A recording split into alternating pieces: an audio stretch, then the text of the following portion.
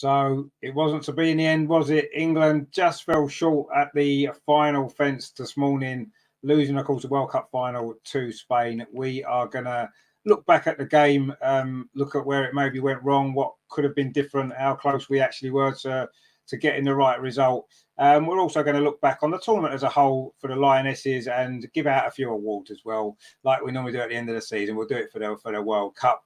This is over and over and over again. This is World Cup 2023. It will be the last one, so your last chance to listen to this great song from Pete Drake.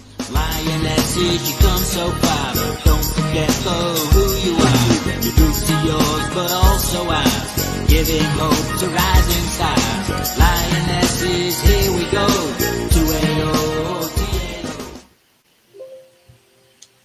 So Pete Drake's great song has lifted us through the World Cup for the last few weeks, and we've loved it. And I've got a special treat at the end. We've got a slightly longer version to play out with tonight, just because it's going to be the final time that we'll hear it. Of course, joining us, as always, it is Andreas and Amar. Andreas, first of all, how are you this evening? I'm not bad at all, but although I had better days in the last week, and that's not the results I wanted.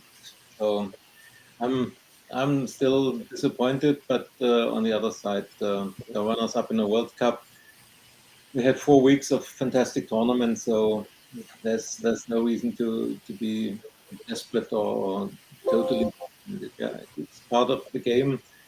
Sometimes you can't win, and but must be that the team gave their everything, and as I said, runners-up in the World Cup is a fantastic achievement. Yeah, it is, and it's important that none of us lose sight of that fact. Yes, we're all disappointed today. It was a disappointing performance, really, but we'll get into that. Amar as well, I thought it was good to see you again. Are you okay today, considering? Yeah, I've had bad days. It was just disappointing how it all panned out in the end. I know, but we will go see. It just goes to show that even though you go into a tournament, into a final as of strong favourites, you always underestimate the opposition, your peril. How many times have we seen it down the years? You underestimate them and they come and produce a performance like that. I mean, it's you have to give them full credit, but ultimately this is important. We learn from this and use it as a motivator going forward. Yeah, hopefully that's what will happen. I mean, there's a lot happened in the game, really, a lot of different incidents and things to talk about, really. It wasn't, although it only finished 1-0, there was quite a lot went on over the course of it turned out to be about 115 minutes or whatever it was, about extra time. That's right. But yeah, I mean, obviously a lot to talk about. I mean, I think the first thing really that I don't know, that kind of surprised me slightly, bearing in mind Serena doesn't generally panic into making changes.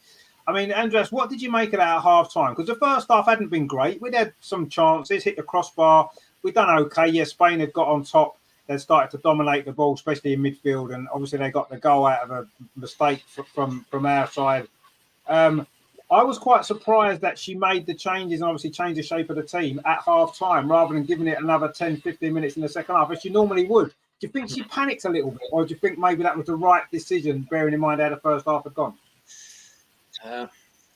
After a match, it's always easier to say you should have done this or that. I think we all knew that the first goal will be very, very important, and the team that gets the lead has an immense advantage. And I'm sure the match would have went totally different. Probably we would have won the match if Lauren Hemp's ball didn't go to the crossbar, but in the back of the net. But Spain was in the lead, and to be fair, Spain was the better team in the first half. So probably Serena thought, I must change something, and I must do something that surprises Spain, because when they are in the lead, it's perfectly fits to their style of playing, of ball possession, etc. And I think she wanted to surprise them and do something which Spain is not expecting. Therefore, the early changes. But in my opinion, if you take out Russo, Alessia didn't have a good match. So it's okay to take her out. But if you take out Russo, then you must play Rachel Daly as number 9. And if you take out Rachel Daly too, then you must play Bethany England as number 9. that going in a second half with 1-0 down without a central striker, without a number 9, this was a little bit astonishing. And I don't know. I don't know what It was a bit the surprising, yeah, to be fair. was, but how can you score if you don't have the number 9 on the pitch and you take off two number 9s, 2 of your best strikers, and the other one with England just came in 3 minutes before end of the 90 minutes. I couldn't understand this. That we are not so close to the team as Serena is, and normally she knows what she's doing. Probably she had her ideas, but it didn't work. She thought it would work.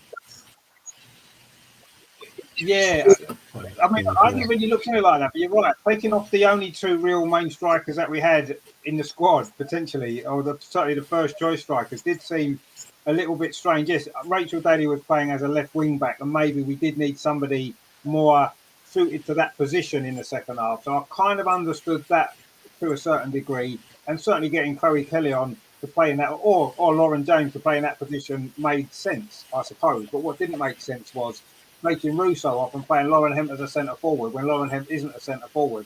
And we saw as a second half progress, we had some opportunities with getting the ball into the box, and we had no striker on the end there to attack the ball, did we? And that proves to be a problem. And yeah, I'd love to know. I'd love to have spoken to Serena after the game and asked her what her thought process was with the changes, the players that she took off. Yeah, Russo hadn't had a great first half, but she didn't really get the ball. But that's happened in some of the other games. In the second half, she's got chances and she scored important goals. And I felt that she was in the form that she was in. It was worth keeping her on because she was the player most likely to get a goal in that team. The way that this World Cup's gone, she's popped up with crucial goals in the last 2 games. And I just felt that was a little bit too early to have made that call. At least 10 or 15 minutes in the second half, let's see how it went. And if it still wasn't working, I would have maybe took Rachel Daly off and brought Lauren Hemp on maybe at half time, or brought Chloe Kelly on if we had to make a change in. Taking Russo off and playing Hemp as centre forward didn't make sense in the scheme of the match, did it? And I agree with you totally. And that was strained at the time, and it certainly doesn't make sense with hindsight looking back now when we've seen how the second half panned out. But she would have had her reasons for doing it, and we can't question Serena generally because she's got an amazing record and she's been fantastic. But yeah, that baffled me. The timing of it more than anything. Yes, it was strange to do it anyway, but the timing of it so early with so much of the game still left, I felt it seemed a little bit panicky to me. And she doesn't normally panic, does she, Serena? She's very calm and cool. And I got the feeling at half time they had some conversations maybe in the changing room. She made a decision, and I don't know whether or not it was the right decision. Looking back on it, probably not. I mean, what did you make of that? Because it was early, wasn't it, to make such a big change to the whole structure of the team?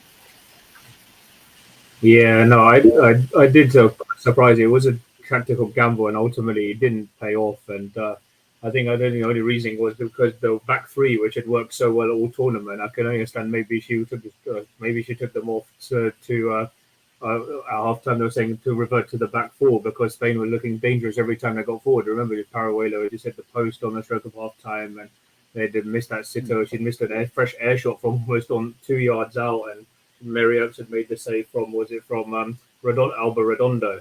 And I can the only reason I can think she panicked into doing that was to maybe try and counter that threat. But then we would have left at least one of them on. I know Chloe Kelly and Lauren Hemp look up very well with each other.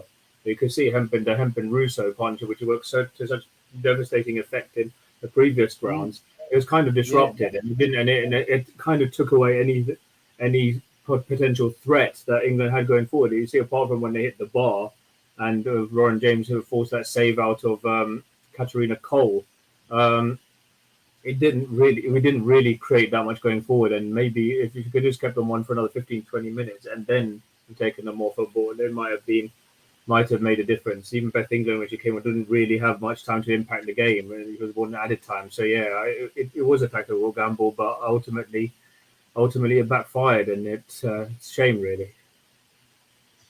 It is a shame. I say what kept going through my mind watching the game was the quarterfinal of the Euros last summer when we were. Yeah. It was a very similar game. Spain were Very dominating the possession. They got a goal in the second half. That was later in the game as well, with less time for us to come back.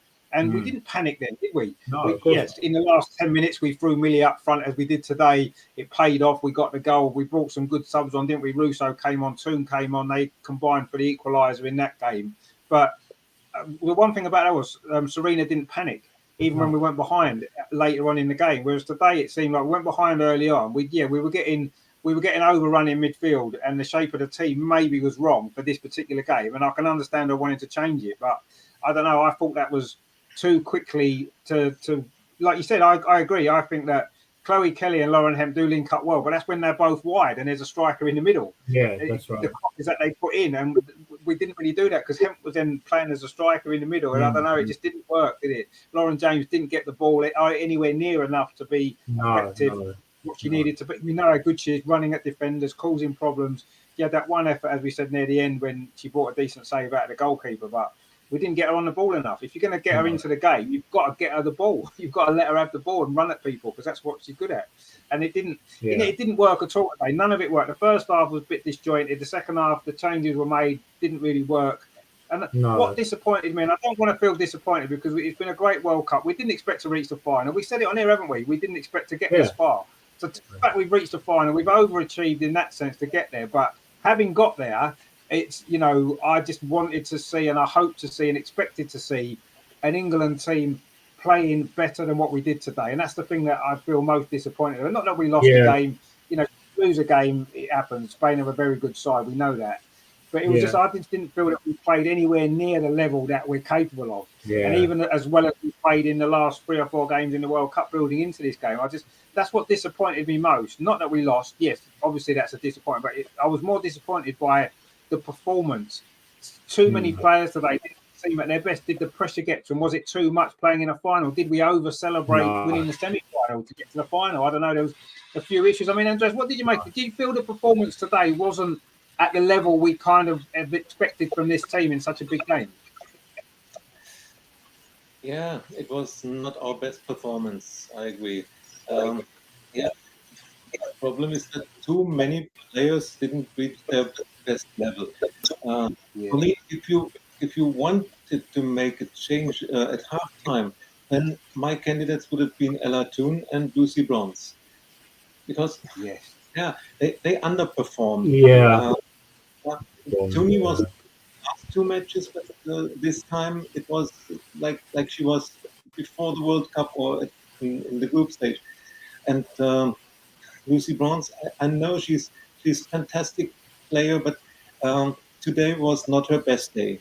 And she wanted to lose the ball in midfield. Why was she in midfield losing the ball? And then by creating the chance that led to the goal, it was on her side. She was missing there, and it was not the only time that she was not at her best today. So even if she's a legend, if you want to make a change at halftime, these were the 2 players I would have taken out.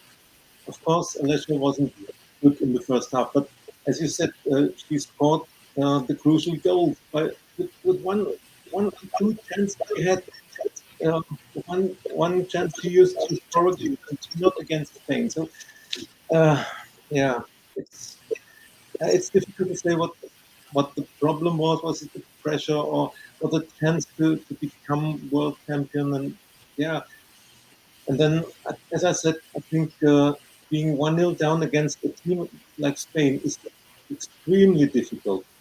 Wanting better in second half, we had more ball possession. I read the statistics that we had 53-point ball possession in second half, and to have more ball against Spain, this is normally impossible. So we tried everything, and you can't say the team was bad or was not trying everything. They tried. It didn't work out. Too many players were not at their best. So sometimes one thing comes to another, and it happens that your performance is not good enough to win. And unfortunately, it was today. It was in a World Cup final, but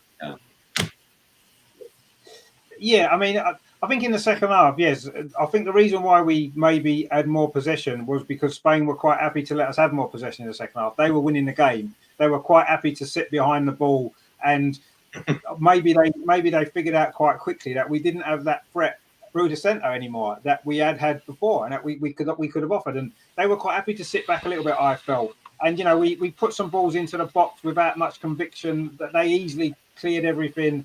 We didn't really put their goalkeeper under too much pressure. That one save was about it, really. And, I'm not saying they didn't try. They gave everything. Physically, they gave everything. You could clearly see that they left it all out there, but none of them played particularly well. And unfortunately, in a World Cup final, if you want to beat a great side like Spain, you have to play well. And not enough of our players did. One or two did. I thought Jess Carter had a great game. I thought defensively she was brilliant. But unfortunately, when you're 1-0 down, you need your attacking players, don't you, to maybe contribute more than what they did, I suppose. But yeah, it is disappointing that in the biggest game of all, too many of the players. Well, I agree. Lucy Bronze, I didn't think was very good today at all. It wasn't so much. Yeah, she moved into midfield with the ball, and you think, okay, she does that sometimes. That's part of her game. She was a wing back as opposed to a fullback, so she had license to move forward. But what disappointed me was when she lost the ball, she made no effort to get back. True. She just walked. In fact, standing in the circle, she didn't make any effort to get back. And to me, that's the worst thing you can do. Make a mistake, fair enough. Everyone makes mistakes, but don't just give up and not try. Yes, Russo was a little bit slow reacting to the overlapping run by the fullback who scored. She should have maybe reacted to that quicker, and she didn't. But she's not a defender. She doesn't think defensively enough. Yeah. And that was why. It was massive space. I didn't think Jess Carter reacted quickly enough either to cover for Lucy when she moved into midfield, and it was all a bit of a mess. But yeah, just Lucy Bronze not making that effort to even make an attempt to get back. Not that she was going to be able to get back in time, but at least make the effort. Don't just stand there in the centre circle and expect other people to do it. I just thought that was poor from her today. Not just that. That was probably the worst aspect because it did lead to the goal.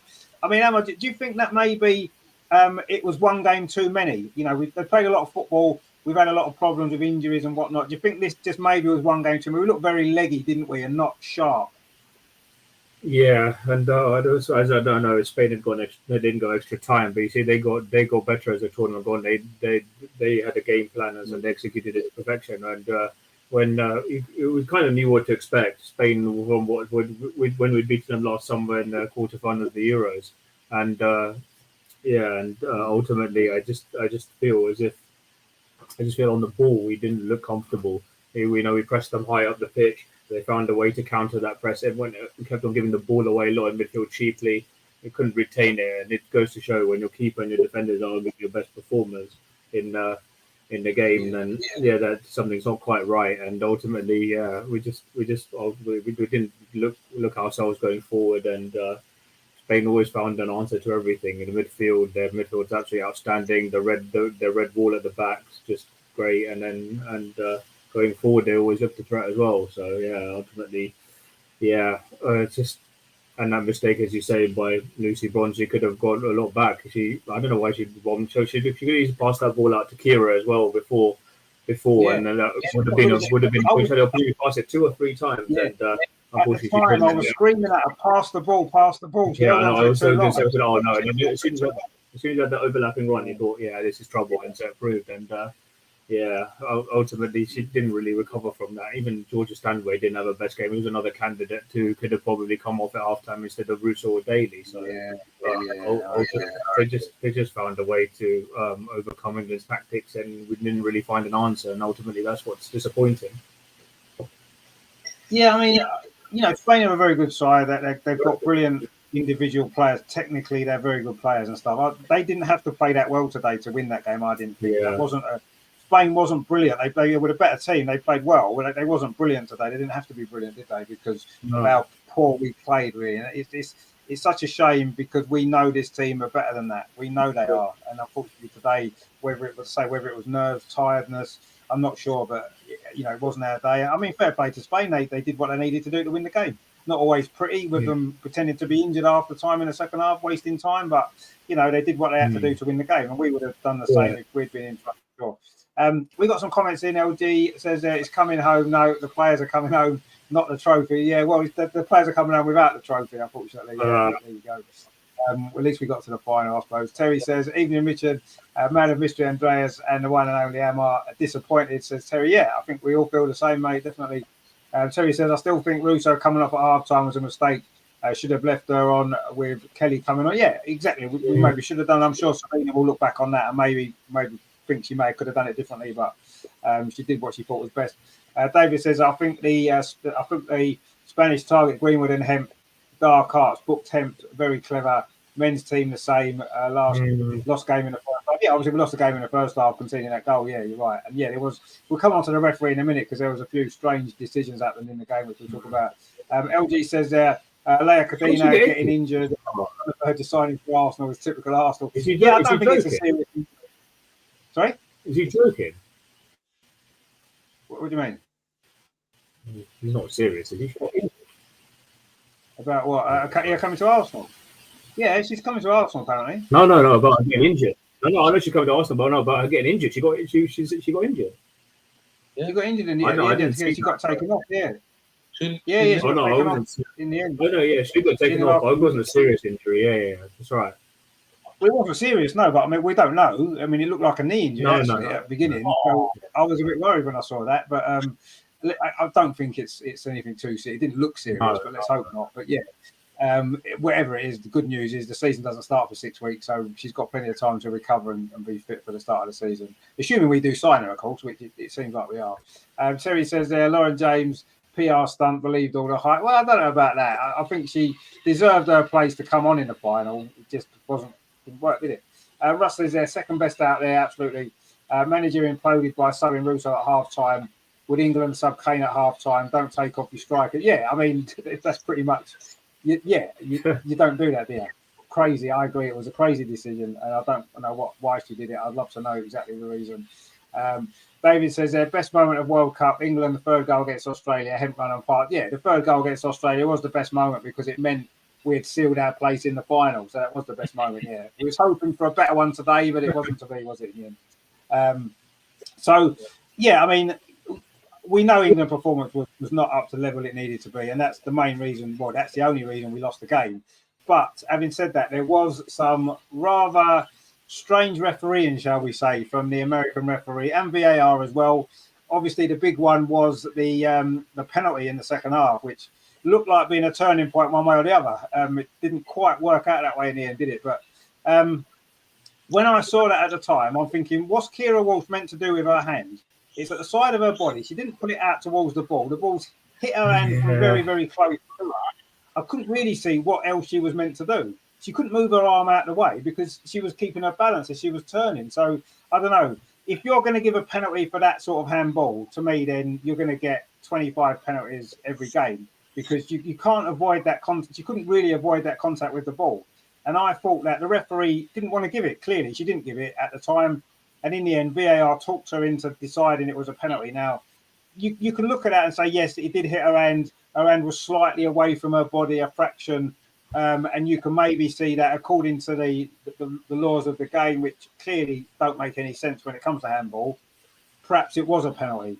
But one, why did it take them 10 minutes to come to that decision? Yeah. And two, having made that decision, which you could say is right or wrong regardless, why did VAR not get involved when Mary Earps was off her line when she saved the penalty and not make them retake it? You can't, obviously it works in our favour, so that was a good thing about it. You can't have VAR getting involved in one thing, taking hours to decide, and it's clearly obvious that Mary Earps was miles off her line when she saved the penalty, miles off her line. And the Haiti goalkeeper who saved Georgia Stanway's penalty in the first game, that got retaken for exactly the same reason. And it's these inconsistencies. What's VAR doing? They're doing something, they're not doing something else. And that whole incident, to me, almost in a World Cup final, the biggest football event of the year, and they make such a mess of that whole situation, giving the penalty, not giving the penalty, VAR, and then allowing Mary Earps to basically, be outside her 6-yard box when she saved the penalty. That's how ridiculous it was. I mean, it was great at the time that that she saved it. But you've got to look at what rules of the game are they implementing and what rules are they ignoring, and they can't do that to me. I mean, Andres, what did you make of all of that? Was it a penalty first of all for you? Did you think it should have been given? No, my first impression was no penalty. And this was the impression the referee had too. It was absolutely no intention from Kira to stop the ball with her hand. And so this was no penalty.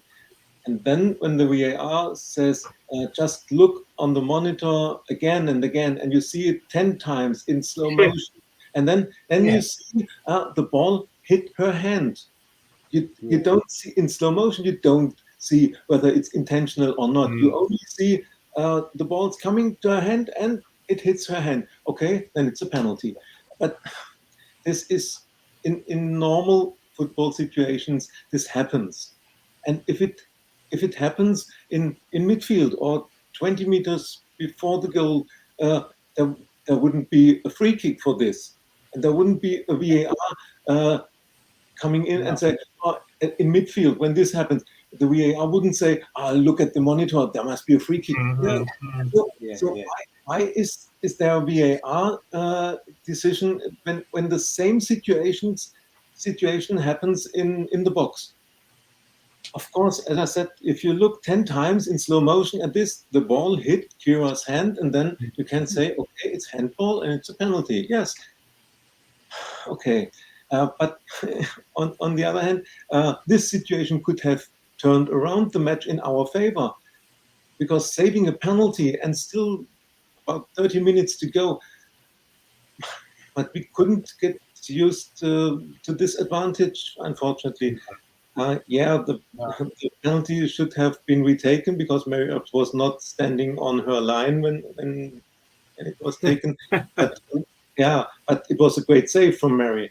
And every goalkeeper tries something. And I think if you would look at this in slow motion, you could retake every penalty that doesn't find the back of the net. And so, Mary did what every goalkeeper does, and she had a fantastic save. And this should have been the moment to turn around the match for us. Yeah. It should have been. I thought it was going to be, actually. I thought it was going to be. I thought when the penalty was saved, I thought, that's it now. We're going to be fired up by the injustice of the penalty in the first place. And for 5 minutes, maybe we were, but it didn't really lead anywhere, did it? And it all fizzled out a little bit after that. And the Alex Greenwood injury later on didn't help the flow of the game, I suppose. But I just thought it was bizarre refereeing and VARing for that whole incident, for giving the penalty and then making it be retaken, which was bizarre for me. I mean, the way I look at it is, did England gain an advantage by the ball hitting Kira Walsh's hand? No, because the attack carried on. They got a shot away and nearly scored. It went out for a corner, didn't it? A deflected shot that went behind. So it didn't affect. England didn't get an advantage, and I think you've got to look at it. And maybe it's the rules that are wrong as opposed to the referees themselves. Maybe they've got to look at the rule and say, does the handball advantage the defending player? Does it give them an advantage by the handball? Does it prevent an attack, prevent a shot at goal? You know, the Lucy Bronze one against China, you could say that, although that was very harsh as well, the ball was on target for the goal. So you can maybe understand an advantage was created. But in this situation, it wasn't. And no advantage was to England by it hitting her hand, because Spain carried on with the attack and it got a shot away. And that nearly went in. So, I don't know, that was just the most bizarre penalty decision I think I've ever seen for a handball. Because what else can she do with her hand? You can't chop her hand off the end of her arm, can you? It's there. She was just moving around to keep her balance. What else is she meant to do? And the ball's literally a yard away. It just totally makes a mockery of everything to do with VAR and football, just giving a penalty for that. At first, I couldn't believe, she didn't give the penalty, and then it's gone to VAR, and you're thinking, okay, VAR are just going to dismiss this straight away. And then they spent 10 minutes, and as soon as the referee went to the screen, I knew they were going to give a penalty, because VAR told her that's what she had to do. VAR said to her, you're wrong, it's handball, it's a penalty. And they've made her go to the screen. 9 times out of 10, that's what happens when the ref goes to the screen. They change their mind because VAR have told them to. But anyway, I mean, Emma, what did you make of that? Did you think it was a penalty? It wasn't a penalty, was it? Come on, let's be honest, it wasn't, was it? Well, when I saw you have to say the referee, the Spanish players knew straight away, even though they said to Vilda, I don't know if Vilda, they told her straight away, but they were convinced. And as soon as they saw it, it's penalty, it's penalty. I must say, when I first saw it, I thought, I agree with you boys that the close proximity of the hand has got to be taken account. I know she moves her hand towards the ball, but it's not in an unnatural position. I But in this day and age, that's going to be given because of the movement and it touches her fingers. And what she's supposed to do is she's not deliberately, as you say, trying to make a movement of the hand towards the ball. She's just trying to prevent the attacker from going past her in a way, and just trying to. Well, I mean, what are you supposed to do? Case in point, yesterday, I don't know if you saw the game between Tottenham and Manchester United. Sergio, was it Romero? The ball hit the hand at pace. And he that was more. He didn't move his hand to the ball. No penalty was given. Where's the consistency there in a way? She didn't move her hand deliberately towards the ball. But you knew once in this day and age when the VAR have a look at it that they're going to give that, and it is extremely frustrating. I thought after a while, okay, yes, they've come to possibly, in their mind, they've come to the right decision. But why is it taking 10 minutes? As Robin Cowan was rightly saying on the commentary, it's like a conference. It's like they're having a conference in the middle of the most important game in women's football. It's like, there's only a cup of tea, I reckon. There's only a cup of tea. What's going on here? And okay, they may have been convinced in that it was the right decision. And they could have seen that it was tight. I think Mary Oaks was probably just on the line. Maybe it was just slightly off and they could have retaken it. But in the end, justice was done when she made that brilliant save to deny Hermoso. But it is kind of ruined the game. Over 13 added minutes, it doesn't make for pleasant viewing. And they really need to sort it out. And going forward, maybe, I mean, we've said it many times in the past, will they introduce in the WSL? Will we get moments like this? And in our league, rather like we saw in the international stage? If so, this is going to extend games like we've seen in the Men's World Cup last year, and it's just going to make, in many ways, it'll make for unpleasant viewing in many ways, and loads of teams will feel hard done by. So, I think that's one thing they definitely have to. I must admit, I did not think it was a penalty, although when they saw it again, ultimately I was just convinced into believing yes, it's the right decision. But that's not how I don't want to be swayed like that in the future, when you know what the correct decision should be, and it shouldn't take so long. So again, that's another thing they have to look at going forward.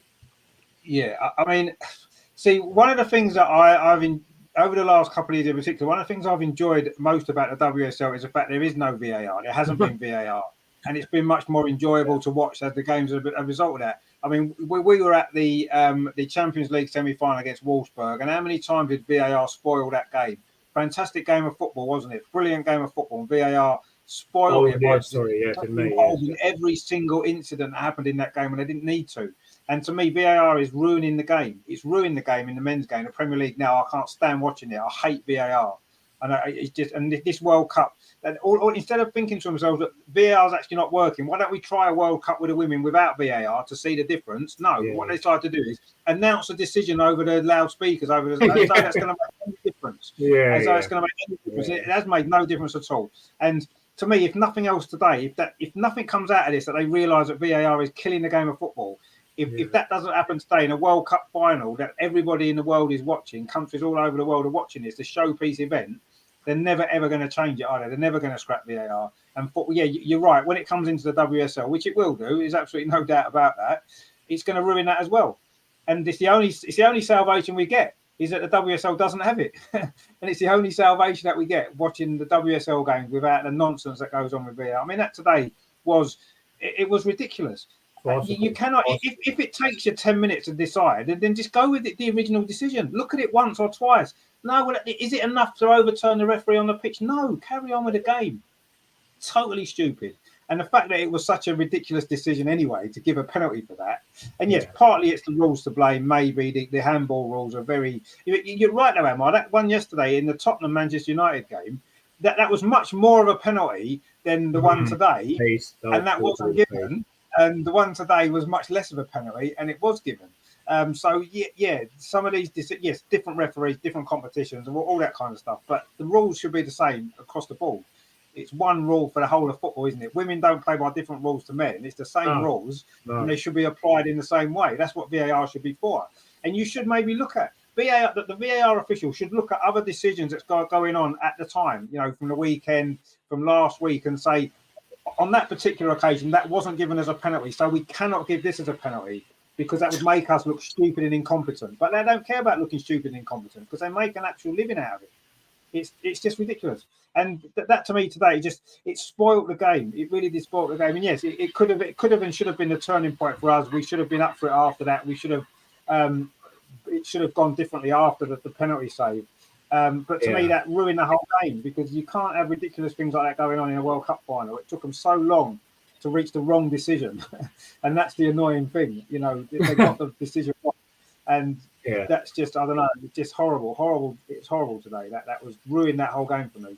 And LG says, if you look at it at the end, sorry, go on. And if you want to look at it at the end as well, sorry, if you look at the end as well, they didn't get involved, but Paraguayo is already on yellow card, throws the ball away when England have an attacking position, and she doesn't even get booked for it. So. Well, what happened there? I don't know whether you noticed it. I don't know whether you noticed that, whether it was just something I imagined, but I'm sure she kicked the ball away. The referee went to get a card out, realised that it was going to have to be a red, and changed their mind. And it's like, okay, it's a World Cup final. You don't want someone sent off in a World Cup final for kicking a ball away. You don't, because that's stupid.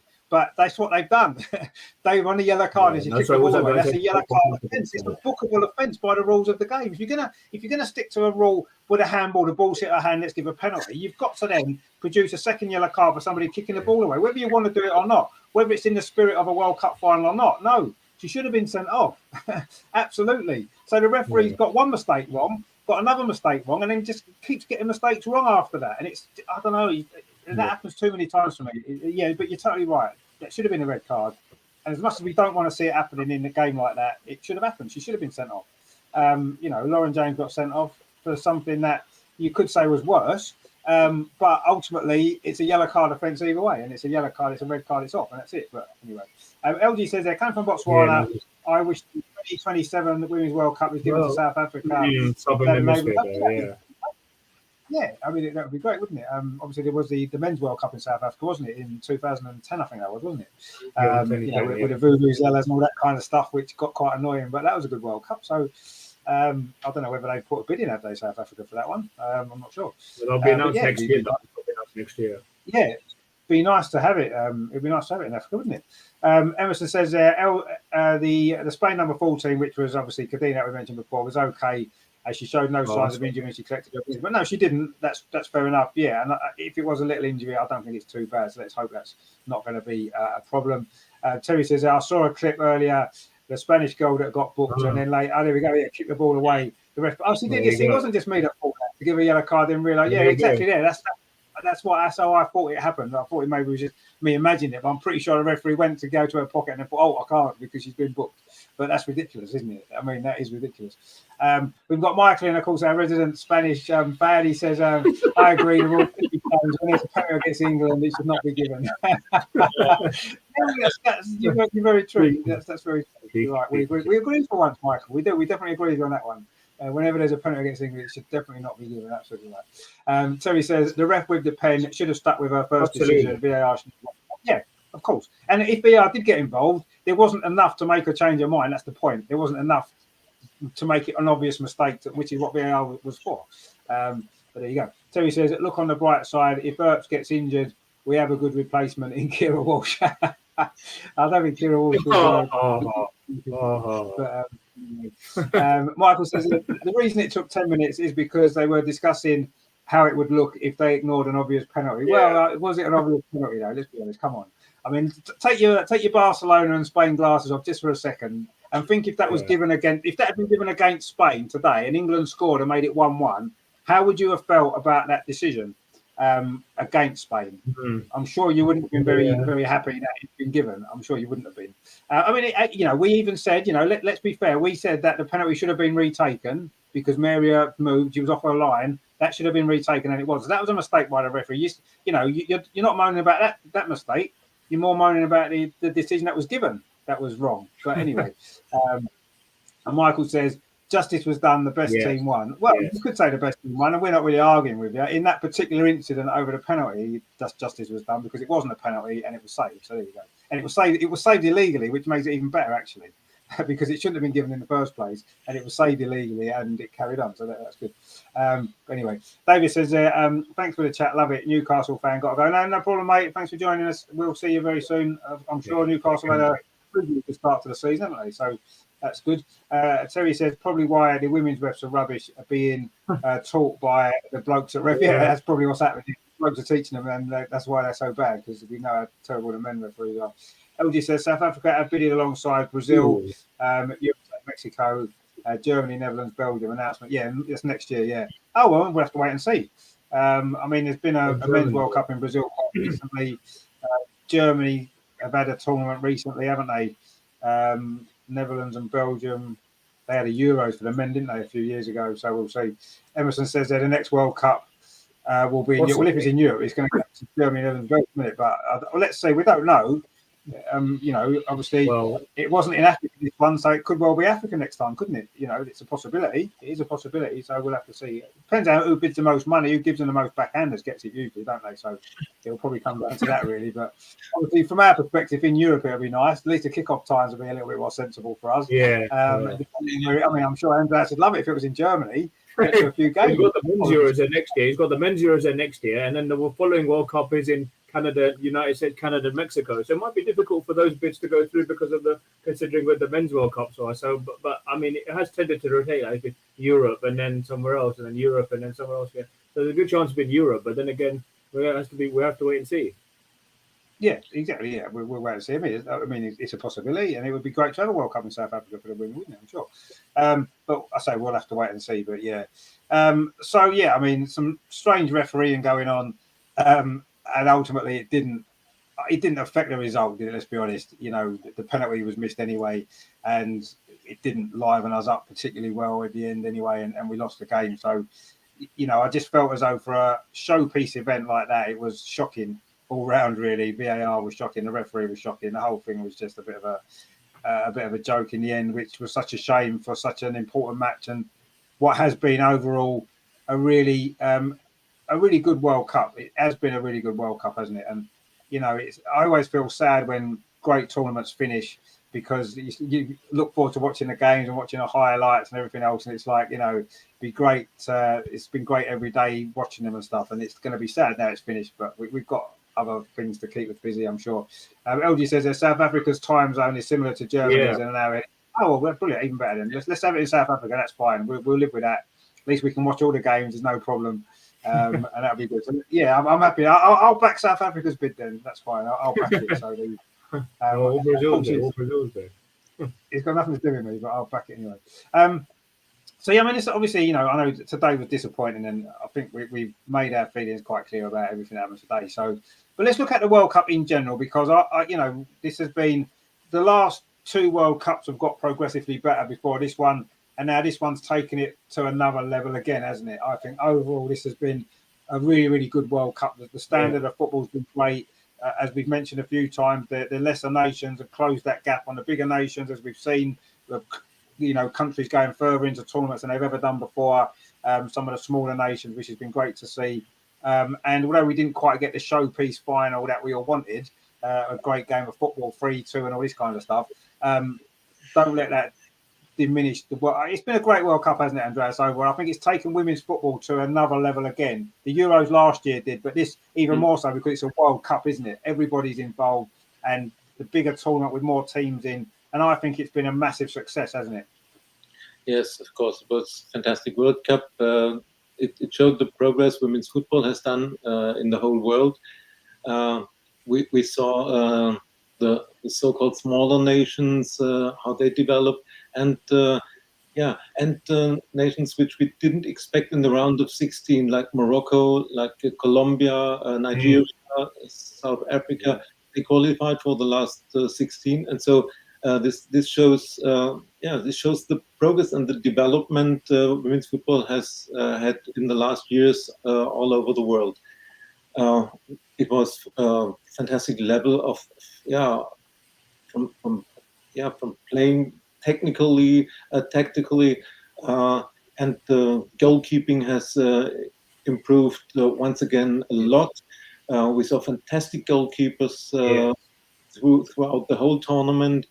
And as I said, the ability of the players to react tactically, what they can show, technical improvement. It was a fantastic World Cup, and the atmosphere, especially in Australia, was remarkable. We had 50,000, 70,000 attendance stadium. That's just great development. Think back 10 years. It would have been impossible to say you have a World Cup with 50 to 70,000 people attending in the stadium. Yeah. So this also shows the development, and it was that it was right to go to countries like Australia and New Zealand. Yeah. And Yeah. it was the right decision to extend it to 32 teams. What I doubted before the World Cup. So all in all, it was a really, really good tournament and one step forward for women's football. Of course, I would love to have the next World Cup in Germany, Netherlands, Belgium. Then I could attend matches in the stadium live. But for the development of the sports, maybe South Africa would be the better decision, because we have the next Euros in Switzerland, and World Cup was in Australia. Why not in Africa? Yeah. Uh, let's see. As long as it is not in Saudi Arabia, then I'm okay with it. Yeah, Yeah. obviously we don't Oh, have a God, World no. Cup in Saudi Arabia. Oh, God, no. Definitely. Normally, money decides all, and let's hope it's God, no. not the case. If FIFA is as corrupt as we always think, then we might see the World Cup in Saudi Arabia or Qatar or somewhere else. So I hope this will not happen. Yeah, you're right. You need to write a letter to them, Andreas. You need to write a letter. Yeah, I mean, it is ruled by money. There's no doubt about that. And you know, I can't see a women's World Cup being in Saudi Arabia. That would be kind of ridiculous, wouldn't it? Let's be honest. It would be absolutely ridiculous. And if we didn't know already it was all about money, we certainly would then if that happened. But, no, I agree. I think South Africa would be a good choice for the development of football, women's football in Africa, because the African nations did well in this World Cup, didn't they? The best performance that they've ever done, and it would be nice for them to get to host a tournament. But yeah, I mean, obviously from our point of view, if it was in Europe, it'd be great because it'd be easy for us to get to more games in the stadium, which would be fantastic. As it would be a great experience. But yeah, we don't want to always look at it from our own sort of selfish perspective. It is what's good for the benefit of the game, and maybe an African World Cup for the women could be, a good step forward. We saw what the men's World Cup in South Africa did for football in Africa, so there's no reason to think it couldn't have the same impact on this one here, which is good. Emerson says he's got a question for us. He says, "Did all you three notice that Bronze snubbed the FIFA president by not shaking his hand?" Yeah, we know. I noticed that. Yeah, I mean, fair play to him, really, I suppose, because he's not a very nice person. Let's be honest. And obviously, it was to do with a comment that he made. But yeah, fair play to Lucy, I suppose. But ultimately, it's not going to make a lot of difference, is it? I'm afraid.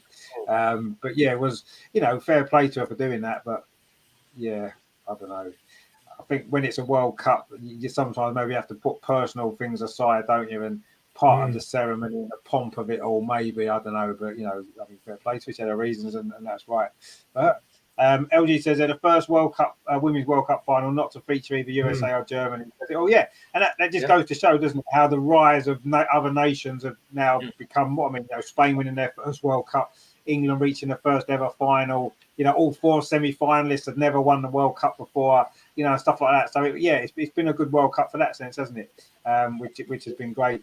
Terry says, I think ITV and BBC could have done more. Highlights could have been longer. Yeah, no, I agree with that. Yeah, we've mentioned that before. They almost didn't bother with it. They just thought, well, we'll have to show something, so we'll put a 10-minute thing together and hope for the best kind of thing. Yeah, they didn't put enough effort into that. I agree.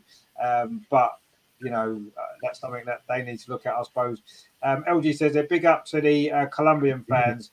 They were by far the best visiting fans in this tournament. Yeah, they certainly made noise, didn't they? There's no doubt about that. They were very colourful and lively, and that was great. So yeah, that's what the World Cup's about, isn't it? It's about these fans coming over and making a noise and getting involved and loving it. And that was great to see. Actually, all painted their faces and stuff, didn't they? Brilliant. So yeah, no, it was good to see them. Yeah, they did help improve the atmosphere. And LG says there, Germany has hosted the Women's World Cup not so long ago. That's a very good point as well. Yeah, it'd be unfair for USA to host both men and women's World Cup. That's exactly what I was saying. Which leaves us with Brazil and South Africa as the best option. Yeah, and Brazil recently had a men's World Cup, didn't they? Not that long ago. But yeah, out of those two, out of Brazil and South Africa, I would prefer South Africa just for the African side of it, that they maybe deserve to host the World Cup. for the women. I think that would be good, actually, for, as we said, for the progression. Terry says, I reckon it'll be held in Ukraine. They've got all of Europe's money. Ukraine? Ukraine? They have got all of Europe's money. That's true, actually. So they certainly can afford to host it, can't they? They can afford to build a load of new stadiums because they've got everybody's money. So that's fair enough. But obviously, it won't be held here, will it? I mean, Emma, what have you made of this World Cup then overall? Have you enjoyed it? Oh yeah, I can't say I haven't enjoyed it. As I know that, as you said, at the start of the tournament, on the kickoff times, with the time difference, kickoff are like stupid o'clock, for example. But they've been made. They have been made available to watch later in the day. I suppose the coverage has been pretty decent. But again, the fact it took so long to decide. I remember a month before the tournament, there was the doubt whether they'll show at all. So I mean, they at least come to a deal there. I don't know if that doesn't happen again in the future.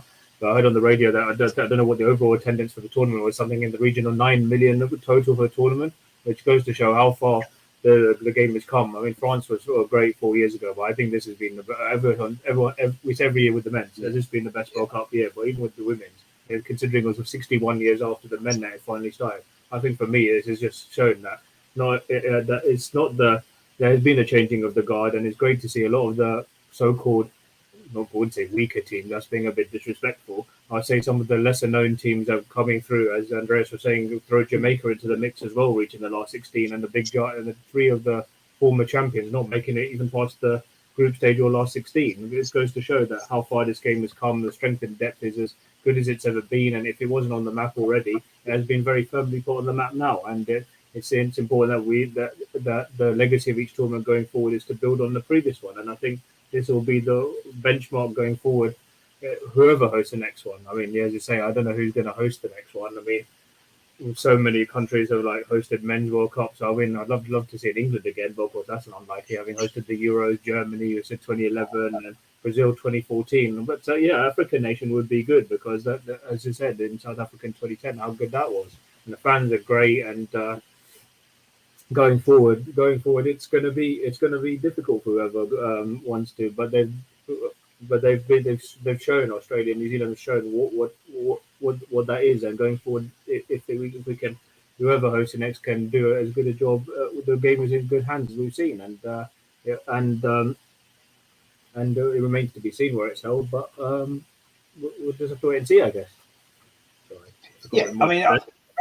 The standard now for World Cups and maybe tournaments. I mean, I thought the Euros last year, I thought we hosted that really well. Yes, we won it, which made it better. But I thought we hosted that tournament really well. You know, we all went to games in the tournament, and I think we could all see how well organised it was and what a great experience it was to be there.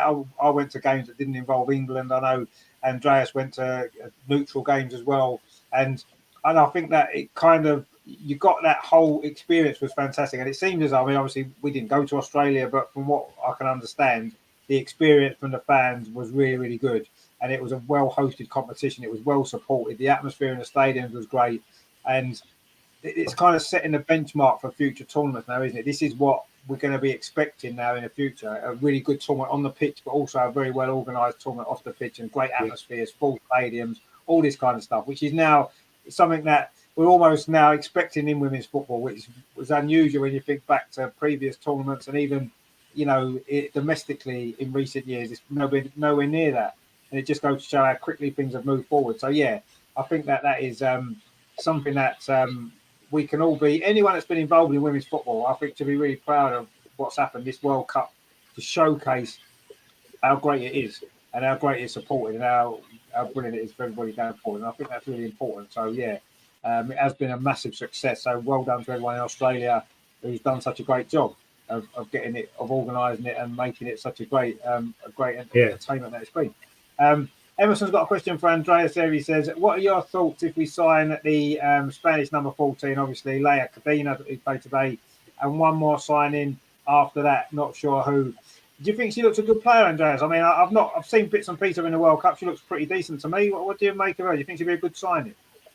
Yeah, I think so. And I think I said this in our last show. She's only 23, and she's coming through the education from Barcelona. So I would like us to sign her.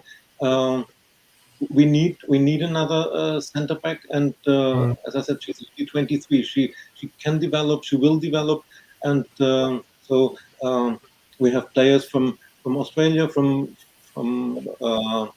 Scandinavia. Why not from Spain? Having this, having this influence in our team might Yeah. be a good thing.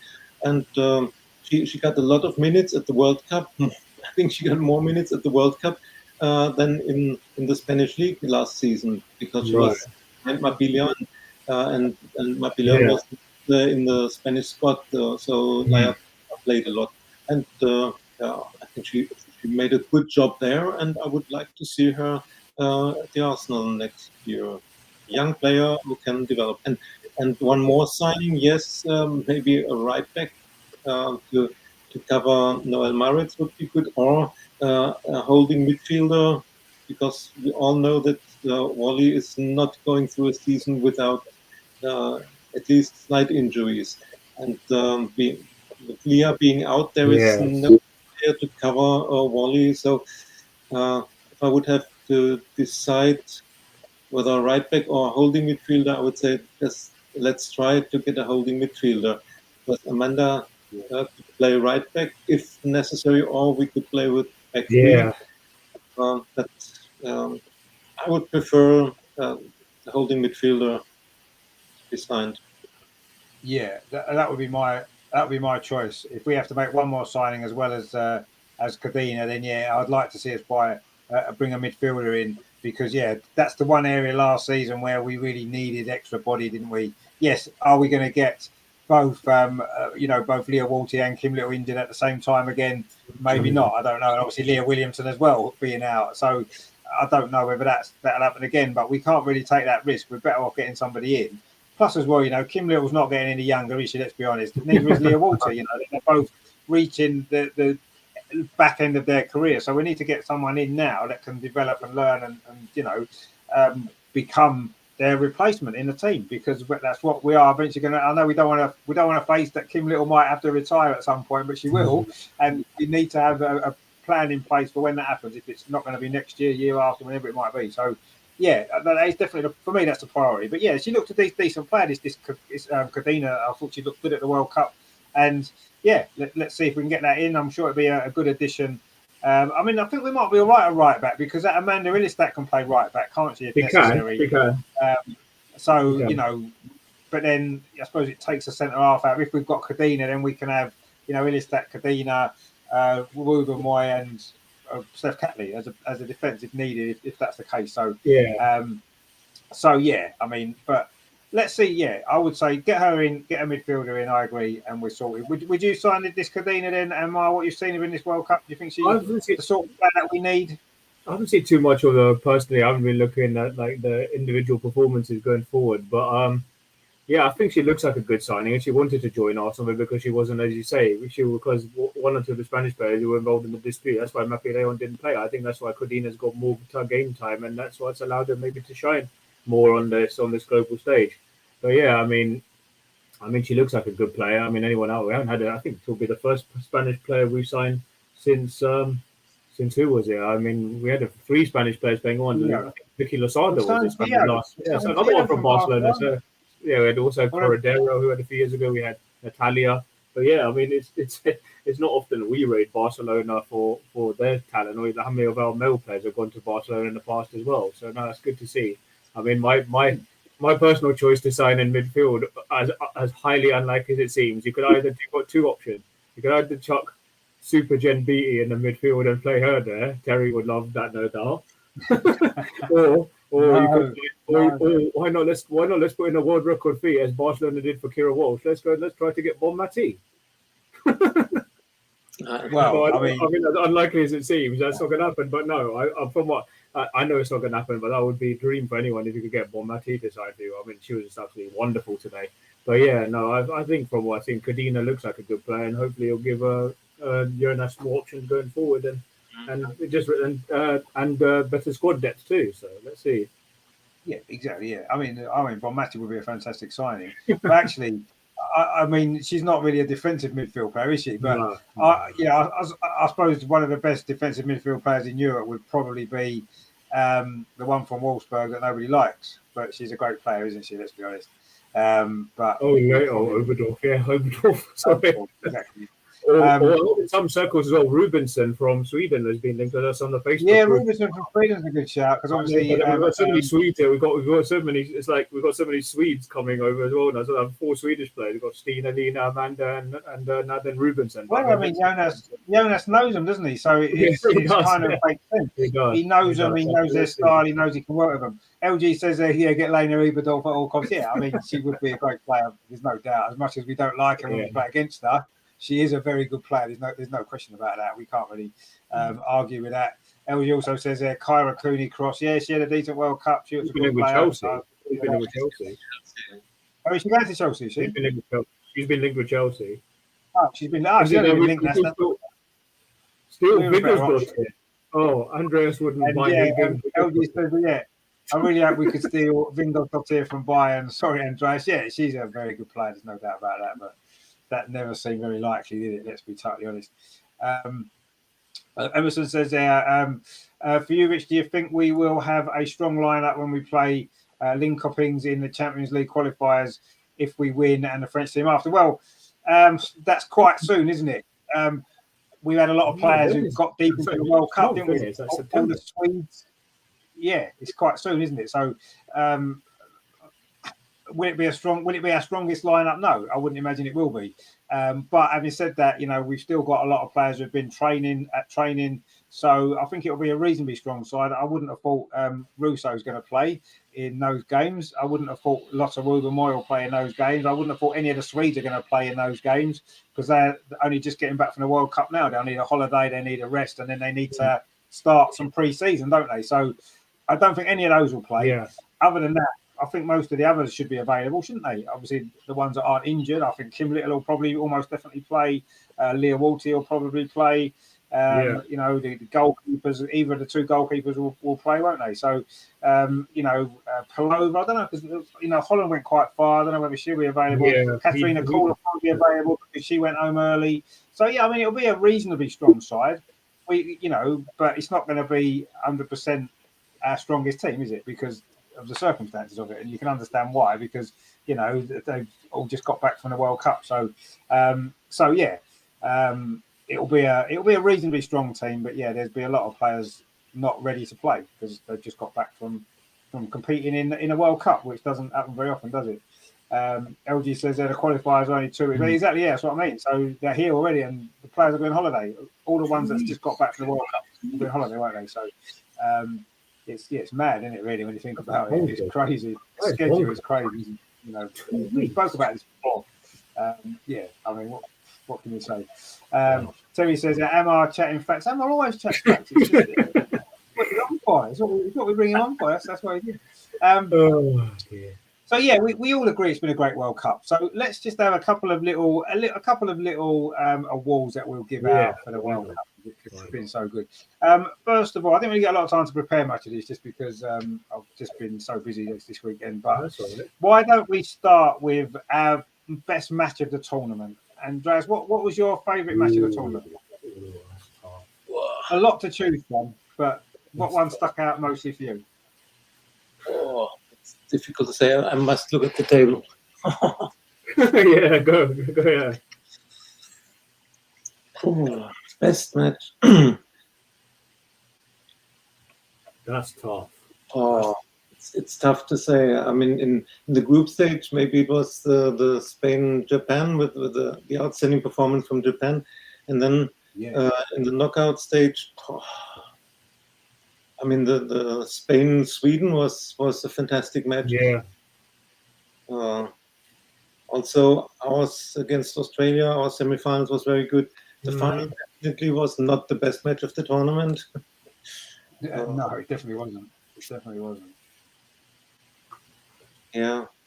So I think one of the LG's gone with South Africa 3-2. Yeah, that was a game, wasn't it? That was a good game. I quite like the Australia against, was it Nigeria when Nigeria won 3-2? That was close. That was a good game. I enjoyed that game. Emerson's gone with Spain versus Sweden. That was dramatic, wasn't it? It was certainly dramatic at the end. Obviously, from England's point of view, it was the semi-final against Australia. It was a game I enjoyed the most. I thought we played well. Had some late drama, the third goal and stuff. That was good. LG Australia versus France. That's a good shout. The penalty. I'd probably give it to a couple of penalty shootouts: the Sweden USA shootout and Australia France shootout. Yeah, that was the Australia France one was a good penalty shootout, wasn't it? There was some good penalty shootouts. I mean, to be honest with you, the fact that there's been such a spread of different games goes to show how good the tournament was. Sometimes in a tournament, there's one game that sticks out or two games that stick out as being the best. But in this one, there's been so many really good games. It's difficult to maybe nail it down to just one, isn't it? There's so many good performances. I mean, Emma, what would have been your favourite game, do you think? That's difficult. I know I was jokingly about the penalty shootouts, but yeah, I mean, it's really tough. I also thought the Spain-Netherlands quarter-final was really good as well. I know the Netherlands were likely outplayed in that game. But yeah, again, it's really difficult to call. But yeah, I'd say probably that's up there. One or two of the group games that went 3-2 as well. But yeah, no, it's really difficult to come up with a particular game. But I'd say probably those knockout games, one or two of the knockout games, they didn't have many goals in them, but they weren't short of drama and excitement. So yeah, probably have to choose between one of those in the end. Yeah. No, absolutely. They did have a lot of drama in them, yeah. What have we got here? LG says you could also throw in Germany won Colombia for pure drama. Well, that late drama there was actually, that was exciting finish, wasn't it? And obviously a big shock result as well, which always kind of makes the game seem better, don't it, when you get a shock result? Maybe Emerson says the best penalty shootout, France and Australia. Yeah, I don't know. The USA one was pretty good as well, wasn't it? But that France Australia one was good as well. Yeah, there was a good penalty. And of course, the England penalty shootout was good, wasn't it, against Nigeria, because we won. Yeah, so that made that a good one. But, maybe didn't quite have the drama of some of the other ones, did it? That's for sure. I think obviously my favourite England game was the Australia one. I think we'll all probably agree with that. It was such a great game, wasn't it? To reach a final was just fantastic. But I actually did enjoy that Australia-Nigeria game. I thought that was exciting. Lots of good goals. I kind of enjoyed watching that game actually. So that was probably the one I enjoyed the most that didn't involve England. But there was a lot to choose from. Yeah, the Spain-Sweden game was good. In fact, Sweden had a couple of good games. There was one in the group though. I can't remember who they played now. That was South Africa as well. South Africa. Might have been South Africa. Yeah, that was. There's one Sweden game in the group I watched and thought, wow, that was a great game. That I enjoyed that one as well. So it was lovely, wasn't it? Let's be honest. There were so many good games. What would we say was the moment of the tournament, Andreas? What was your sort of best moment of the tournament? Best moment of the tournament. Again, that's quite tricky, isn't it? There's lots of big moments. Yeah. I mean, yeah, for Spain, the moment of the tournament was their goal in the final. But I would see Sam Kerr's goal against us, because she, as I said in last show, she was the face of the tournament, the hero of a whole country, and then being out for the group stage and coming back in and scoring this fantastic goal. This was one of the moments of the tournament. And then another one was, of course, in the penalty drama, Australia versus France. The last penalty was Australia through semi-final. This was another outstanding moment. It was. That was a great moment. Yeah. I mean, I quite enjoyed. One of my favourite moments was Megan Rapinoe putting her penalty into the crowd. That was quite good. I quite enjoyed that actually. That was one of my favourite moments. But probably from an England perspective, I think that the best moment for me was probably Alessia Russo's goal against Australia to seal the victory. That was a great moment. I mean, and what would be your moment of the tournament? Going back so many. I think there's a few, but Hempo's no-look pass for Russo's goal was very underrated. Was not mentioned a lot in many circles as well. The no-look pass, or you could say the fact that when Australia beat France on penalties, the fact that they were showing it on some airlines and they were showing the drama they were watching on the little screens in the plane, which was quite funny as well. Yeah, that was good. Or probably the one which was most dramatic. I think the most dramatic moment, a great moment, was when Lena Hurtig's penalty thought she didn't think it crossed the line. And then it went to VAR, and then the referee said, "Oh, it's crossed the line," and Sweden just went wild after that. So yeah, that was really good as well. So it's difficult to pick that. That was a great moment, actually. I've forgotten about that. Yeah, that was a great moment, and it was a strange moment as well because as far as I'm aware, in a penalty shootout, the goalkeeper can't touch the ball twice anyway, and the goalkeeper saved it. And then double touch, double touch. Back, even if it hadn't crossed the line, wouldn't have been allowed. So we probably would have counted anyway. But yeah, that was a great moment. LG Portugal hitting the bar and also eliminating USA. They nearly did the thing. Yeah, if that had gone in, if that goal had gone in instead of hitting the post, I think that would have been one of the big moments, wouldn't it? Because that was great. Yeah. But yeah, I mean, there was a load of great moments. But yeah, we've got some great moments, haven't we? Which is good. Obviously, in the end, the player of the tournament did go to Bon Mati, of course, as we saw today. Yeah, probably performance today. But were there any other players for you, Andreas, maybe stood out in this tournament that maybe deserve a mention for player of the tournament? The young Colombian player Linda Castillo. They went out too early that she got in this category award of the tournament, but she's such a talent, and she played her third World Cup, the U17, the U19, and now the Adult World Cup in 1 year or in 8 months. So she's one of the outstanding players of this tournament. The Japanese striker, I can't remember. Miyazawa. Yeah, she scored 4 or 5 goals. Yeah, this was fantastic performance. And who else? Of course, Bon Mati, outstanding for Spain for the whole tournament. Yes, I think she deserved to be player of the tournament. Yeah. Yeah, no, I think she did. I mean, I don't think there's much doubt really, but you know, there's been some great performances. LG's gone with Amanda. Yeah, I mean, she had a great tournament, didn't she? 4 goals from centre back in a World Cup. Nearly won the golden boot. She almost did. If she'd got one against Australia, she would have got the golden boot, wouldn't she? Or she would have tied for it anyway. So yeah, that would have been amazing. First defender probably ever to win a golden boot out of the tournament, which would have been incredible. Terry says, my moment. Germany not making semi-finals. A worst moment. Germany not making semi-finals. I lost my £20 bet. Yeah, well, I mean, it was a bad moment for Andreas as well. But anyway, give it to Jerry. Emerson says heartwarming moment was Australia players consoling the Japanese players after their win. Yeah, that was a nice moment, wasn't it? When that happened. And the Japanese were a credit to the tournament, weren't they? They played some great football. It was a joy to watch. Actually. Oh, no, I don't remember that. So yeah. So Emma, what was your moment of the tournament? The player of the tournament. Sorry. Player of the tournament. Yeah, no, of course. Yeah, those Spanish. You could pick any one of the Spanish players as well, but you could go through any of them as well. I mean, of course, we mentioned Alex Greenwood and Des Carter were actually fantastic for us as well. Anyone else forwards, Hemp as well, Russo, anyone. I suppose you have to look at one or two of the Japanese players. They were really good, and who else? I mean, it's really, really difficult to pick one. But yeah, it's. I would probably also mention one or two of the Australian players as well. They had breakthrough tournaments. It's really difficult, but ultimately, best players came from the best team, and that was Spain. So yeah, I mean, it's really difficult. You could pick out anyone, but I think Bon Mati was probably deserving of the award in the end. Yeah, no, I don't think there's much doubt she definitely deserved it. I mean, from an Arsenal perspective, a lot of the Arsenal players are decent too. We've mentioned Amanda Willis-Stat there with her goals.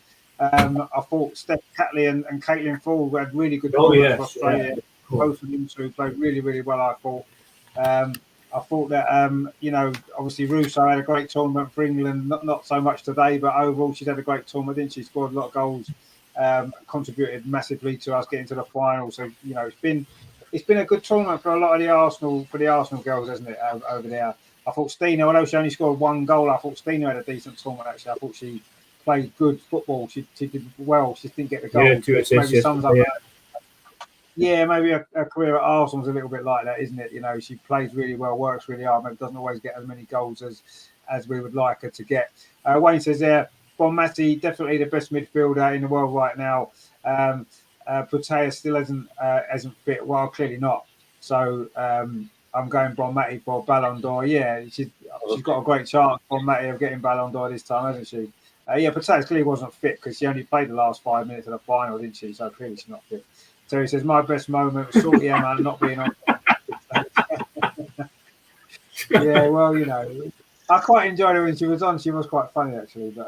But yeah, she's good as a pundit, Emma. I don't like her when she's managing Chelsea, obviously, but that's only because they tend to beat us quite often in big games. But she's all right, Emma, isn't she? Let's be fair. When she's not managing Chelsea, she's doing other stuff. She's great. It's just when she's managing Chelsea, we don't like her.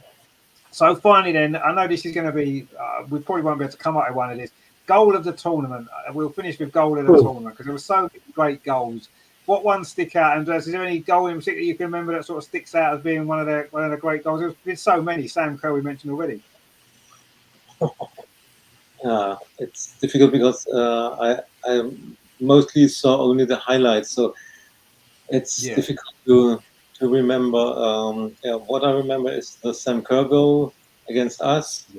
Then the Caicedo goal for Colombia against Germany, and Alessio Russo's goal against Australia. Yes, I don't remember more of them. If you mention more outstanding goals, then I will remember. But just three come to my mind. I definitely. Yeah, you're right. I mean, I can't remember a lot of the goals, but the Sam Kerr one because it was against us, obviously. That one definitely. I thought Ella Toon's goal against Australia was good as well. That well, didn't she? I suppose we have to maybe mention Chloe Kelly's penalty against Nigeria, which was apparently the highest ever recorded in the history of football. So that's got to get a mention, hasn't it? Because she did absolutely hammer that, didn't she? There was no stop. Which was great. LG's gone. Brazil's third goal versus Panama. Oh yeah, that was pretty good. I think that was actually. Now you mentioned that was that little one when they laid it back, didn't she? A lovely move and little back heel, and then she fired it into the net. Yeah, that was a great goal actually. That was there. Wayne says there's a shout for the Colombia goal. I don't think she meant that though. I think that was a cross. So I don't really think we can give that as a goal. She didn't mean it as a goal. I don't think she did. Maybe she did, but I don't know. I'm a bit sceptical looking at the replay. I think she just meant to cross it. Lucy Bronze tried one, didn't she, as well, and it nearly went in. Terry says Toon's goal was a cracker. It was, yeah. Tooney's goal was a cracker. Yeah, there's no doubt about that. Emerson says there, Jonas has said the Spain number 10 deserved the FIFA Female Player of the Year, and my goal in the tournament was Caicedo. Yeah, Caicedo was a great goal. The Spain number 10 is Hermoso, isn't it? Which we don't really like her, so no, we're not going to give her anything. I didn't like her today, so she's not getting anything from me. Lauren James volley China says Wayne, yeah, that was a good goal actually. Yeah, that was a very good goal. And of course, I won against Denmark as well. The first goal that she scored. I was going to mention that. That was a good goal. Yeah. Wayne says it was a cross. Yeah, of course it was a cross. We know it was a cross, so that's fine. That doesn't count. LG said she did mean it actually. Only looked towards the goal. No, she didn't mean it. She definitely didn't mean it. Of course, you look towards the goal. You do. If you're out wide, you're going to cross the ball. You look towards the goal, and so because that's where you want to put the ball into that area, don't you? But she didn't mean to shoot and score. It went in, so it's fair enough, and it was a good goal. But she didn't mean it, so she's not going to win goal of the tournament because it was a cross.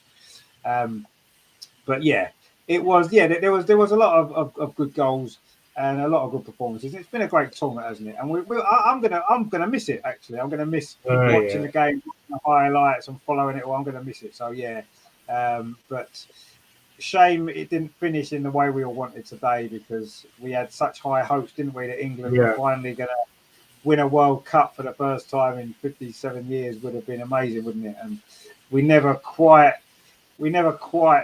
I never felt in that game confident that we were ever going to win it. It wasn't like, batched away from us. I never felt we were going to win it, actually.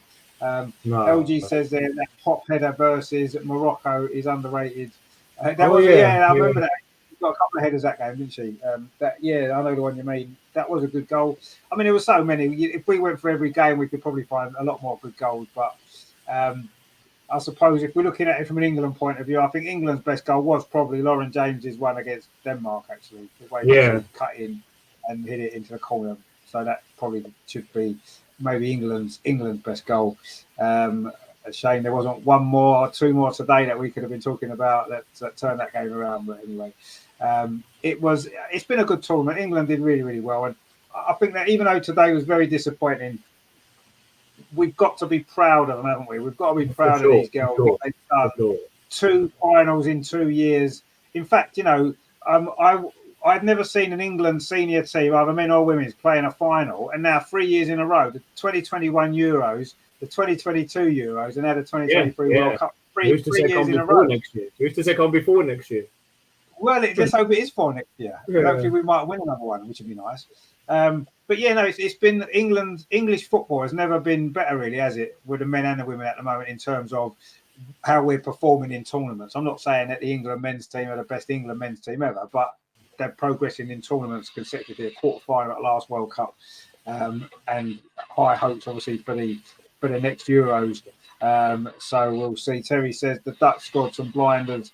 Yeah, they did actually. Yeah, I mean the Dutch always score good goals, don't they? It's kind of what they do. They don't score tappings often, do they? The Dutch. They score great goals. My favourites were sorry. No. I was going to refer to that actually and say the 2 goals by Esme Brooks against Vietnam. The ones who controlled them both in the corner. Those were spectacular. Yes, actually they were crackers, weren't they? They were great guys. And then she had another one against someone else as well, didn't she? A similar sort of goal, winning the top corner. So the yeah, Spanish goal, the Spanish was it Abiera's goal? Right. I don't remember that, but I mean, there's been so many great goals, hasn't there? To be honest, There's been so many. But yeah, no, those 2 Brooks goals were good, weren't they? Yeah, so that was I say it's been a great tournament, and I say, you know, although it didn't get the finish we all wanted and the finish we hoped for, I say we have to be proud of them, don't we? These girls, what they've done, and Serena as well, absolutely fantastic. I mean, Andreas, you're proud of what the Lionesses have done this the World Cup? Absolutely, and you can't compare it with the Euros last year. Just to remember that we were missing 3 key players before the tournament, and nobody said that without these 3 key players we will win the World Cup. And now we were so close. Only one step was to be done. So the team and the coach did well with these bad circumstances, and so I think we can be proud of the whole team, proud of Serena. We reached the final in the Euros, we reached the final in the World Cup. We are European title holders and now runners-up in the World Cup. Fantastic achievement, and what's more, it's only Lucy who might have played her last big tournament. The other players are still young players, or are at the peak of her career, or coming to the peak of their career. And as people come back, Leah Williamson will be back for the next Euros, definitely. And even Fran Kirby can be an alternative for the Euros. She's, I think, 29. So, we have players who have played big tournaments. We have young players.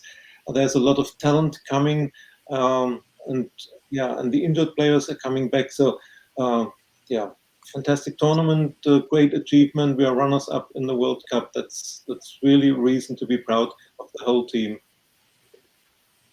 Oh, absolutely, yeah. And you're right. You know, these players most of these players in this squad have got at least one more tournament in them, haven't they? If not 2. Some of them, a lot of them will have 2 as well, won't they? So that's a good point. No, a lot of the players on the bench didn't really play much, did they? Younger players, Katie Zellum, obviously Lauren James made a big impact. She's going to be around for a few tournaments yet, isn't she? You know, so yeah, it's looking, the future's looking pretty bright, isn't it? And I'm sure there's going to be other players who will start to make their mark over the next couple of years as well, heading towards the next World Cup. Of course, while we've got Serena in charge, anything's possible, isn't it? Absolutely anything's possible. The sky is the limit, as it is. So yeah, it's going to be great. You're right, and we should be. It's important, isn't it, Amar, that we don't lose. You know, it's disappointing to lose the final. Of course, it is, and the performance today wasn't great, but we mustn't lose track of the achievement to reach back-to-back finals in 2 consecutive years is an incredible achievement, isn't it, for any international team? So it's even more so for us because we don't often do stuff like this, do we? No. It's important that the legacy going forward is cemented or started last year. Going forward, you know, the overriding feeling will be one of disappointment. When they look back at it, you see how much adversity the team has overcome.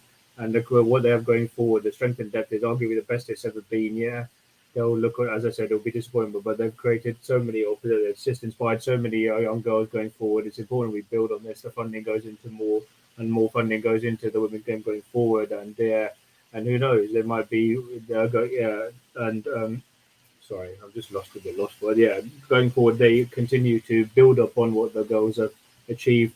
And who's to say, yeah, now we are a major force in world football again. There were times in the past, and you look under previous managers thinking, oh, well, where are we going? Especially when you had Heger and Phil in charge, for example. Let's not think about that. But under Serena, he completely transformed the way the game is looked and interpreted. She would definitely become a major player on the world stage. And going forward, that's going to be the case in not just for just for this World Cup, but for many tournaments going forward. And there's conveyor belt talent from somebody like Maya Letitia in there, for example, who's got a great career going forward. She could definitely be an integral part of the squad going forward, for example. So yeah, it's important that they build upon this, and that more young girls get the opportunity to follow in the footsteps of their heroes if that's ultimately what they want to do as their careers. Exactly, and I think that's probably going to end up being the most important legacy that this group of players is going to leave, isn't it? The fact that football is now going to become a lot more accessible to young girls, which they never had when they was younger, did they? I mean, so many stories that we've heard about these players when they were younger at school, weren't allowed to play football, had to play in boys' teams, all this kind of stuff. So, yeah, that's going to probably be the biggest legacy. But certainly in terms of the top-level football, what it's done for women's football in this country in particular the last couple of years has been incredible, and it's going to carry on into the new season. There's no doubt about that, and we can't wait for it to start in a few weeks' time. Well, 6 weeks maybe till the actual season starts. So we've got our European qualifiers to come, and I'm going to be at the Stadium of Light to see the homecoming of the Lionesses when they play against Scotland in the Nations League. Oh, you got tickets for that? No. We got tickets for that. Yes, that's going to be really looking forward to that. Hoping they were going to bring the World Cup trophy around the pitch and show us, but unfortunately they won't be able to do that. Right, it would have been nice against Scotland, wouldn't it, to show Scotland this is what winning a trophy looks like. But unfortunately, but anyway, they'll get a great reception, I'm sure. No question. Great tournament. And that's going to be good. So looking forward to that one. Yeah, but yeah, the season starts soon. Yeah, can't wait for that. It's going to be so good. So World Cup is over. It's quite a sad time, but England outdid what we expected at the start. We said on this show, didn't we, a few weeks ago at the start of the tournament, quarter-final, semi-final, we'd be happy with. As it's turned out, we're disappointed that we didn't win the final. That just goes to show the steady improvement that we made for absolutely. All the players and Serena and everybody else, the coaching staff deserve massive credit for what they've achieved this summer, last summer, and hopefully more summers to come forward as well. But yeah, great stuff, isn't it? And it's just such a shame, isn't it? Such a shame. We say that. We've got LG says they're breaking news. Olga Corona's passed away hours before the final. That's Oh, we only learned about the passing after the final. That's sad. Wow. Oh, heartbreaking for us. It's for the winning goal as well. So, what a kind of great moment it is in the sense, isn't it, that she was able to do that. But that's really sad, isn't it, actually? No, I'll go that for. Yeah, I mean, to score a winning goal in a World Cup final is probably the greatest moment of your life, and then to hear that afterwards must have, what a mixed emotion day it's been for her. So anyway, so the World Cup's over, and we can look forward now to the start of the new season, which is going to be great. I'm sure we agree. It's a shame it couldn't quite finish how we wanted it to, with Millie going up and lifting that trophy this morning. Would have been fantastic. But anyway, next time, there's always next time, another tournament to come. I'm sure we'll bounce back. Don't forget, tomorrow night I am back for the Arsenal game against. Oh yeah, there was a T-shirt. She said, that explains the T-shirt. So, yeah, I saw she had something on her T-shirt. I didn't understand what it meant. I couldn't really see it actually, but maybe that's what it was then. Right? Okay. Because she did have something written on there, didn't she? But yeah, no, that's really sad news. That's really, really bad. I'll be back tomorrow for the Arsenal Crystal Palace game. 7:45 for that one. So join me for that if you can. On Tuesday, Adam's here for the Arsenal review. He's going to be looking back at the Palace game, looking at the Fulham at the weekend, and any other talking points that pop up. In the meantime, I'm sure there'll be a few from the game tomorrow. And then, of course, at the weekend, we're playing Fulham. I'll be covering that game as well. And then we'll all be back, won't we, very soon for the start of the new WSL season, the European transpires, we'll have a proper Arsenal women's show be back. And hopefully Matt can be with us as well for that. Yeah, and Harry and Jason and all those other guys. Yeah, so many people want to get involved. So we'll hopefully be bringing you that, I say, the week when the European games start, a couple of weeks' time, that'll be, won't it? So that'll be with us before we know it. And hopefully there'll be one or two new signings to bring you as well, which would be great, won't it? Because I think we need a couple more, as we said. So loads and loads to look forward to. Terry says, great show, Richard Amar, the one and only, and man of mystery himself, Andreas. Hit that like button before you go. Yeah, give us a like before you go.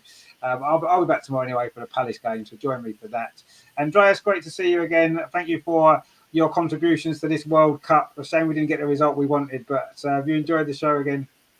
I enjoyed the show. I enjoyed the World Cup and all the discussions we had in this show for all of the Lionesses matches. It made the World Cup more special to discuss it with you and and with our viewers. Yeah, thanks to everyone who was watching us, discussing with us, and having me in the show. I enjoyed the World Cup, the show, and I'm looking forward to the new season. Indeed, and we've enjoyed your contributions to the show. Amar as well. Good to have you back on. Have you enjoyed the World Cup shows that we've done? Looking forward, obviously, to the new season as well. Yeah, it's not going to be too long now. We're going to see our favourite players in action, and hopefully it'll be the springboard for success for Arsenal, like with the Conti Cup was, and with all the new signings. One or two would be nice. We've had a great tournament. It always brings everybody together. We love what we do. And it's a shame we have to wait 2 years for the next one. But no, we won't be 2 years before you see this. We're just discussing this again, and we'd like to have more people out there. So subscribe to our channel if you can, and you might just you'll get plenty of things to enjoy for the upcoming season. So it's been really good. It's a shame it's over, but it's not long before we will reconvene and do it again. So thanks for having me on, and I look forward to it again being on again in the not too distant future.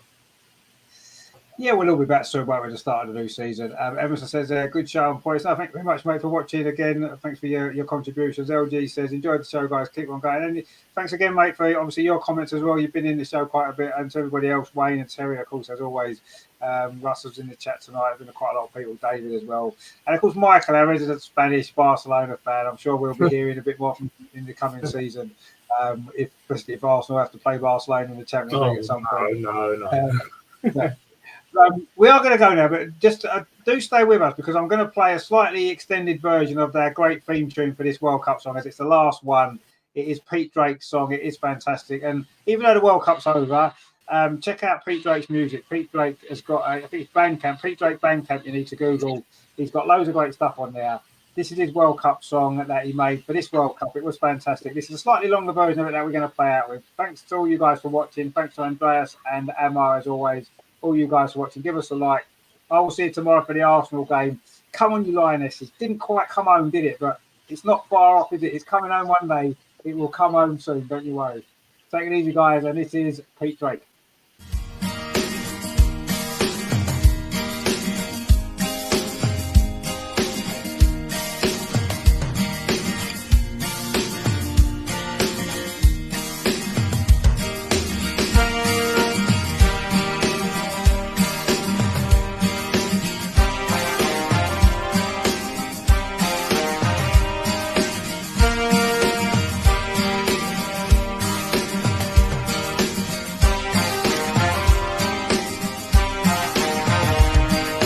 European champions with another World Cup campaign again. We'll be hearing men complain again. They'll be playing to packed out stadiums in Australia and New Zealand, from Adelaide to the Allianz.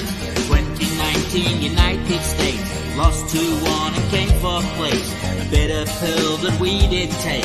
Battled well, so no disgrace. So it's White Couture to the Wellington, Eden Park to the Dunedin. Lionesses, you come so far, but don't forget though who you are. Your roots are yours, but also ours, giving hope to rising stars. Lionesses, here we go.